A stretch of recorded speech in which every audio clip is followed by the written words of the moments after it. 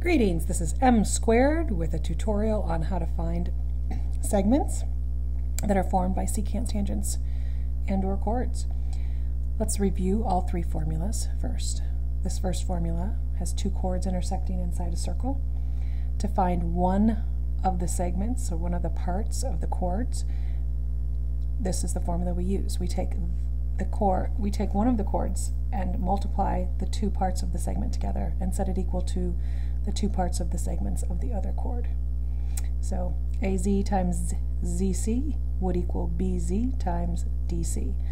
On these two, it's a little bit trickier. It's the whole secant from the edge of the circle to where they intersect times the outside part equals the whole secant times the outside part. And over here, it's a tangent and a secant. So we only have one part of the tangent. So we take this segment and square it, and then we take it and set it equal to the entire secant times the outside part.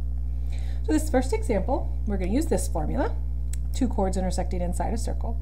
So our formula says we take the parts of this first segment and multiply them together and set it equal to the parts multiplied together of the second segment. 5 times 6 is 30, so 30 equals 10x. And to solve for x, we divide both sides by 10, and we get x equals 3. In our next example, we have two secants intersecting outside a circle.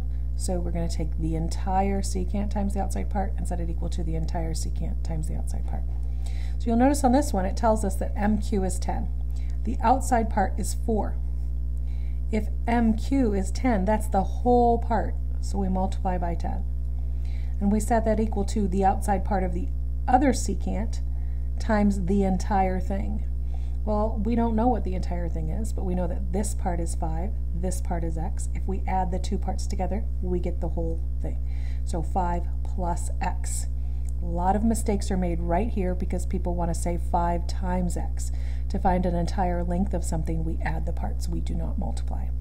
So 40 equals, if we distribute, we get 25 plus 5x. To solve for x, we have to take away 25 from both sides. And when we do that, we get 15 equals 5x. To solve for x, to get rid of the 5, we divide both sides by 5. So x ends up equaling 3. Our final example is a tangent and a secant. So if you remember the formula up there, it's tangent squared equals the outside part times the whole thing. So our tangent is 15. So it's 15 squared that equals the outside part, which is 9, times the entire thing, which is x plus 9.